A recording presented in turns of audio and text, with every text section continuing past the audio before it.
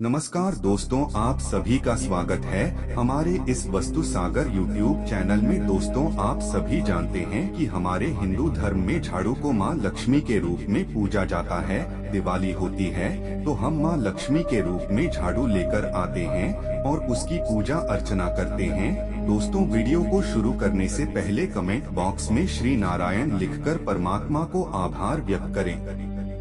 झाड़ू के लिए यह भी बातें बोली जाती है कि झाड़ू को कभी भी खड़ा नहीं रखना चाहिए। खड़ा जादूगर में सा दुर्भाग्य की ओर संकेत करता है, दुर्भाग्य लेकर आता है। कभी भी झाड़ू को पैर नहीं लगाना चाहिए या जब झाड़ू से चप्पलें नहीं हटानी चाहिए। झाड़ू को कभी भी खुले में नहीं रखना चाहिए। झाड़ू को कभी भी अपने बिस्तर के नीचे नहीं रखना चाहिए। अगर आप ऐसा करते हैं तो आप हमेशा आपके घर के लोग और आपके घर में सभी लोग अस्वस्थ रहेंगे, आर्थिक तंगी बनी रहेगी और दुर्भाग्य आपके घर में आ जाएगा। तो इस तरीके से झाड़ू को लेकर बहुत सारी महत्वपूर्ण तथ्य हैं जो कि हम शुरुआत से सुनते आ रहे हैं। साथ ही साथ जैसा कि मैंने अभी बताया कि हमारे बड़े हमसे कहते हैं कि हमें संध्या काल में झाड़ू नहीं लगाना चाहिए। देखिए, ऐसा इसलिए बोलते हैं कि जो झाड़ू लगाने के लिए 4 पहर सूर्यास्त से पहले जो पहरे व शुभ माने जाते हैं। सूर्यास्त के बाद झाड़ू लगाना शुभ नहीं माना जाता कि सूरज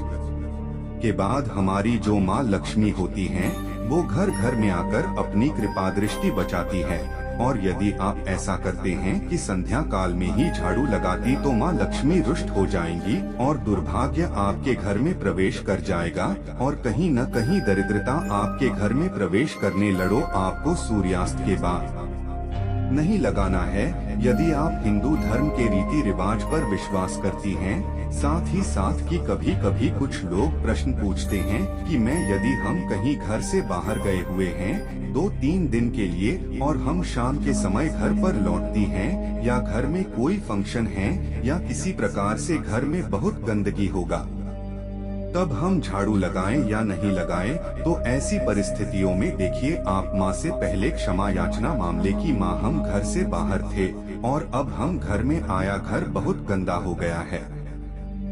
तो आप माने क्षमा याचना करके जो कठिन परिस्थिति होती है उनमें आप झाड़ू लगा सकते हैं। या घर में बहुत गंदा हो गया, कोई त्योहार है या कोई फंक्शन या कई बार चाय में, तब ऐसी स्थितियों में आप माँ से क्षमा मांगकर घर में झाड़ू लगा सकते हैं। और कोशिश करें कि आप ये बहुत ही कम करें। ऐसा नहीं कि आप डेली यही चीज करने लग जाएं। वाकई में जो हमारे बड़े बूढ़े किए गए हैं वो उनमें कुछ न कुछ बातें ऐसी होती हैं जो साइंटिफिक तौर पर भी अच्छी होती है और हमारे लिए यूजफुल होती, लेकिन हम उन सब चीजों को नकार देती हूँ, कहीं ना कहीं अपने दुर्भाग्य को बुलाती हैं। तो इस तरीके से आप भी आप कर सकते हैं कि आप कभी आपको इमरजेंसी में संध्या काल में झाड़ू लगाने पड़े तो माँ को समृद्ध करते हुए क्षमा याचना मानते हुए आप कभी कभी इस्तेमाल कर सकते हैं। लेकिन जब स्थिति बहुत गंभीर हो तब, लेकिन रोज रोज आपको यह नहीं करना है।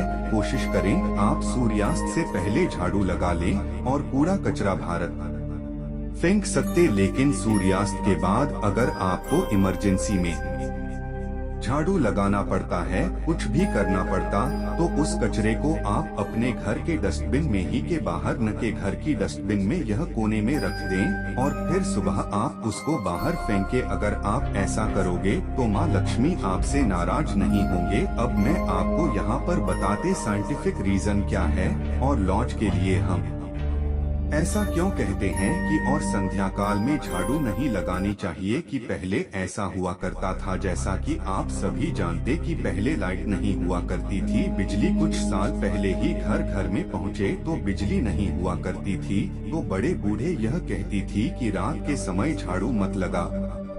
अगर आप रात के समय झाड़ू लगाती है तो कोई आवश्यक वस्तु झाड़ू के साथ घर के बाहर न जाए। तो उस कारण अभी लोग यह बात को मानते, इस बात को कहते हैं कि संध्या काल में झाड़ू नहीं लगाना चाहिए, क्योंकि रात के अंधेरे में न जाने कौन सी घर की आवश्यक वस्तु घर से बाहर चलिए। इस सुबह के समय आप पर झाड़ू लगा तो ये बात भी यहाँ पर सिद्ध होती है कि इसीलिए लोग मना करते थे कि रात के समय झाड़ू नहीं लगाना चाहिए, दिन में झाड़ू लगाने ठीक है। तो प्यारे दोस्तों, झाड़ू लगाने से सम्मत भी कुछ बातें थी। तो दोस्तों, आपको हमारी वीडियो कैसी लगी कमेंट बॉक्स में जरूर बताएं, और अगर आपके मन में कोई सवाल हो तो कमेंट। तो दोस्तों, आपको हमारी वीडियो कैसी लगी कमेंट बॉक्स में जरूर बताएं, और अगर आपके मन में कोई तो दोस्तों आपको हमारी वीडियो कैसी लगी कमेंट बॉक्स में जरूर बताएं, और हमारे इस वस्तु सागर चैनल को जरूर सब्सक्राइब करें।